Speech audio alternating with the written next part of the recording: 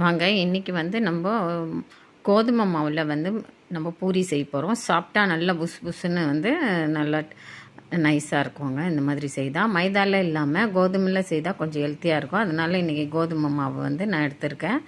கோதுமை மாவு வந்து ஒரு 500 கிராம் எடுத்திருக்கேன். அதுக்கு தேவையான அளவு கொஞ்சமாக தண்ணி போட்டு உப்பு வந்து தேவையான அளவு போட்டிருக்கேங்க. ஒரு 1/4 ஸ்பூன் அளவுக்கு நெய் போட்டுக்கலாம் சாப்பிட்டுக்காக. ஒரு ஸ்பூன் அளவு சின்ன ஸ்பூனில் ஒரு ஸ்பூன் அளவுக்கு எண்ணெய் போட்டுக்கலாம். உப்பு, நெய், எண்ணெய் ஆயில் போட்டுட்டு நல்லா சுத்தம் பண்ணி வச்சுட்டு கோதுமை மாவு நல்லா ஜலிச்சிட்டு, நான் வந்து ரெடிமேட் தான் எடுத்திருக்கேன் மாவு. அதை வந்து நல்லா ஜலிச்சிட்டு அதில் இருக்கிற தூசு ஏதாவது இருந்துச்சுன்னா க்ளீன் பண்ணி எடுத்துகிட்டு சுத்தமாக பண்ணி வச்சுருக்கேன். அதை அப்படியே இந்த மாவில் இந்த தண்ணியில் போட்டு அப்படியே நல்லா பிசைந்துக்கலாம்.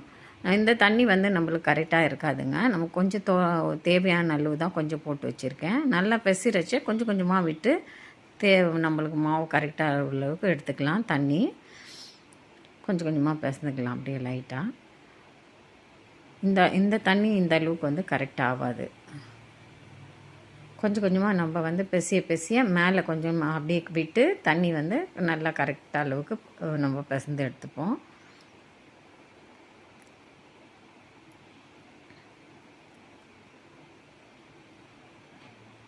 பாருங்கள், இப்படி கொஞ்சம் கொஞ்சமாக ஊற்றி கரெக்டாக பிசைந்து நம்ம ஒரு 5 நிமிஷம் வந்து அப்படியே மூடி வச்சிடலாம். நம்ம பிசைந்த உடனே தேய்ச்சி பூரி போட வேண்டாம்.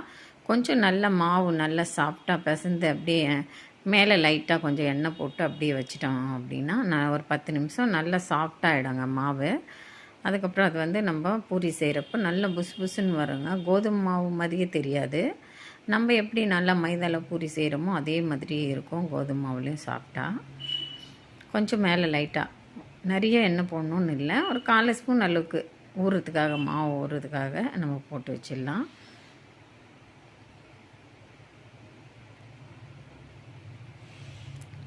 இப்போ வந்து உருளைக்கிழங்கு நம்ம செய்ய போகிறோம். அதுக்காக வந்து நான் 300 கிராம் அளவுக்கு 2 உருளைக்கிழங்கு பெரிய சைஸில் தான் எடுத்திருக்கேன். அது குக்கரில் வச்சுருக்கேன். நல்லா சுத்தமாக வாஷ் பண்ணிட்டு தேவையான அளவு தண்ணி போட்டு நல்லா மூடி போட்டு நல்லா அந்த வேகிற அளவுக்கு ஒரு 5 உங்கள் குக்கர் எத்தனை விசில் வச்சா வேகுமோ அந்த அளவுக்கு வச்சுக்கோங்க. நான் நல்லா ஒரு 5-6 விசில் வச்சுட்டு எடுத்துட்டேங்க. நல்லா வெந்துடுது பாருங்கள். ஒரு கத்தி எடுத்து அதில் வந்து உள்ளே வந்து குத்தி பார்க்கலாம். பாருங்கள், நல்லா வெந்துட்டுது. ரெண்டும் நல்லா வெந்துடுச்சு பாருங்கள். தோல் வந்து எடுத்தாலே எப்படி வந்துடும் ஈஸியாக. இந்த அளவுக்கு வேக வச்சுக்கலாம். நல்ல தோலெல்லாம் சுத்தமாக எடுத்துட்டு நல்லா இதை நான் பொடிச்சு வச்சுக்கலாம். நல்லா வந்து உருளைக்கிழங்கு மசிச்சு நல்ல மசால் மாதிரி எடுத்துக்கலாம். அடுப்பில் வந்து கடாய் வச்சு எண்ணெய் போட்டுக்கிறேன். ஒரு சின்ன குழிக்கரண்டி அளவுக்கு போட்டுக்கலாம் எண்ணெய் போட்டு தேவையான அளவுக்கு வந்து கடுகு போட்டுக்கலாங்க. கடுகு கூட வந்து கொஞ்சம் சீரகம் கடுகோடு சேர்த்து சீரகமும் போட்டுக்கலாம்.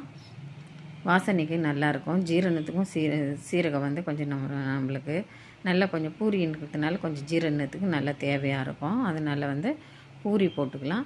நான் வந்து எப்போவுமே வந்து உருளைக்கிழங்கு வந்து பூரி மசாலா செய்கிறச்ச லவங்க பட்டை ஒன்று போடுவேங்க. அது ஆப்ஷனல் தான், உங்களுக்கு வேணும்னா போட்டுக்கோங்க. ஒரு ஸ்பூன் அளவுக்கு வந்து கடலைப்பருப்பு, ஒரு 1/2 ஸ்பூன் உளுத்தம்பருப்பு போட்டு எல்லாத்தையும் நல்லா ப்ரௌன் கலர் ஆகிற அளவுக்கு வறுத்து எடுத்துப்போம். ரொம்ப கலர் வர வேண்டாம், லைட்டாக இருந்தால் போதும். பாருங்கள், ஆப்ஷனல் தாங்க பட்டை. உங்களுக்கு வேணும்னா எடுத்துக்கோங்க, வேண்டான்னா நீங்கள் உங்களுக்கு வேண்டான்னா அதை விட்டுடுங்க. நான் கொஞ்சம் எப்போவுமே அது ஒன்று போடுவேன். நல்ல பெரிய வெங்காயம் கொஞ்சம் பெரிய சைஸ்லேயே கட் பண்ணிக்கலாம். ரொம்ப பொடியாக வேண்டாம், கொஞ்சம் டபுளாக நம்ம கட் பண்ணி எடுத்துக்கலாம். கருவேப்பிலை நல்லா கிள்ளி வச்சுருக்கேன். ஒரு கொத்தமல்லியும் பொடியாக நறுக்கி வச்சுருக்கேன். எல்லாத்தையும் அப்படியே ஒன்றா போட்டு தேவையான மேலே வந்து கொஞ்சம் உப்பு போட்டுக்கலாங்க. வெங்காயம் கொஞ்சம் சீக்கிரம் வதங்கும், அதுக்காக வந்து நம்ம உப்பு போட்டுக்கிறோம். வெங்காயம் வந்து நம்மளுக்கு நல்லா ப்ரௌன் ஆக வேண்டியதில்லை, கண்ணாடி பதத்தில் இருந்தால் போதும். வெங்காயம் அது ரொம்ப கலராக ஆக வேண்டியது இல்லை, ரொம்ப ப்ரௌனாக நம்ம வதக்க வேண்டியதில்லை. இதுக்கெல்லாம் வதக்கிற மாதிரி ப்ரௌன் ஆக வேண்டியதில்லை, கண்ணாடி பதமாக இருந்தால் போதும். அந்த அளவுக்கு கொஞ்சம் பாருங்கள் நல்லா கொஞ்சம் வதங்கிடுது, கண்ணாடி பதத்தில் வதங்கிடுது. கொஞ்சம் மேலே வந்து நம்ம மஞ்சத்தூள் போட்டுக்கலாம். நமக்கு தேவையான அளவுக்கு மஞ்சத்தூள் போட்டுக்கலாம்.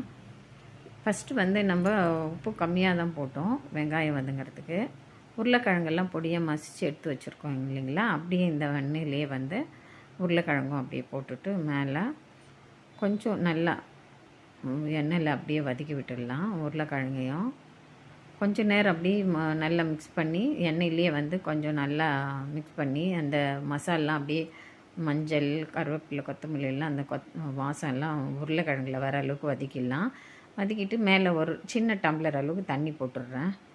தண்ணி போட்டுட்டு நல்லா கொதித்து இந்த மசாலாம் வந்து உருளைக்கிழங்கு மசாலா பதத்துக்கு வர அளவுக்கு கொஞ்சம் அப்படியே நல்லா குறைஞ்சி நல்லா வெந்து குழஞ்சி வேகட்டும். அப்படியே வந்து நம்ம ஏற்கனவே வெங்காயத்துக்கு வதங்கிறதுக்கு தான் வந்து நம்ம உப்பு போட்டிருக்கோம். இப்போ வந்து மசாலாக்கு ஃபுல்லாக தேவையான அளவு உப்பு போட்டுட்டு ஒரு டம்ளர் சின்ன டம்ளர் தண்ணி மேலே போட்டுடலாம். அப்படியே மூடி விட்டுடுவோம்.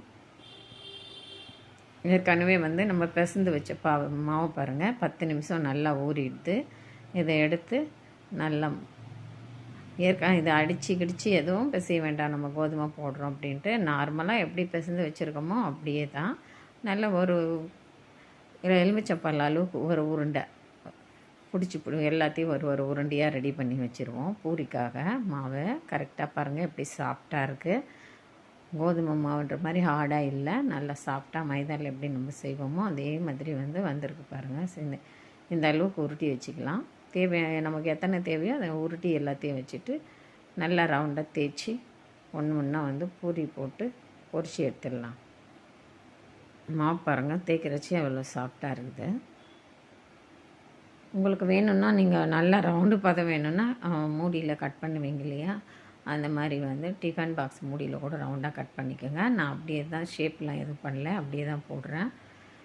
நம்ம எப்படி செய்திருக்கோமோ அந்த ஷேப்லேயே போடலாம். அடுப்பில் வந்து கடாய் வச்சு எண்ணெய் போட்டிருக்கேங்க. அது நல்லா காஞ்சிடுது. கொஞ்சம் நல்ல சூடு கரெக்டாக இருந்தால் தாங்க பூரி நம்மளுக்கு நல்லா புசுன்னு வரும். நான் வந்து கொஞ்சம் பெரிய சைஸில் போட்டிருக்கேன். உங்களுக்கு வேணும்னா மீடியமாக சின்னதாக சைஸில் கூட பண்ணிக்கலாம் பூரி. இது கோதுமை மாவு நல்லா சாஃப்டாக வந்து புசுன்னு எப்படி வந்துடுது பாருங்கள். பூரி நைஸாக இது மாதிரி கோதுமை மாவு ஒரு முறை ட்ரை பண்ணுங்கள். ரொம்ப வந்து சாஃப்டாக இருக்கும். நம்மளுக்கு நல்லா வந்து சப்பாத்தி தான் செய்யணும்னு இல்லை, பூரியும் வந்து இதில் ரொம்ப நல்லா சாஃப்டாக வரும். இது மாதிரி ஒரு பூரியாக செய்து எடுத்துடலாம். பாருங்கள் இப்படி குண்டுன்னு புசுன்னு வந்திருக்கு பாருங்கள். கோதுமை மாவில் இந்த மாதிரி செய்து பாருங்கள். ரொம்ப டேஸ்டியாகவும் இருக்குங்க. நம்மளுக்கு ஹெல்த்தியானதாகவும் இருக்கும்.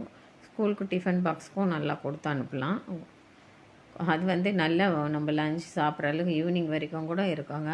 வந்து நம்மளுக்கு ஹார்டாகவே ஆகாது, நல்லா சாஃப்டாகவே இருக்கும். பாருங்கள் உருளைக்கிழங்கு ரெடி ஆகிடுச்சு.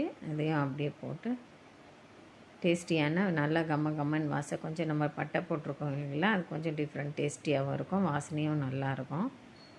இந்த மாதிரி ஒரு மெத்தடில் பூரி உருளைக்கிழங்கு மசாலா இது மாதிரி கோதுமை மாவில் ரெடி பண்ணுங்கள் புசுன்னு. இந்த வீடியோ பிடிச்சிருந்தா லைக் பண்ணுங்கள். விசேஷம் வெள்ளூர் வீலாக் சேனலுக்கு சப்ஸ்கிரைப் பண்ணுங்கள். மறக்காமல் பெல் ஐக்கானை கிளிக் பண்ணுங்கள்.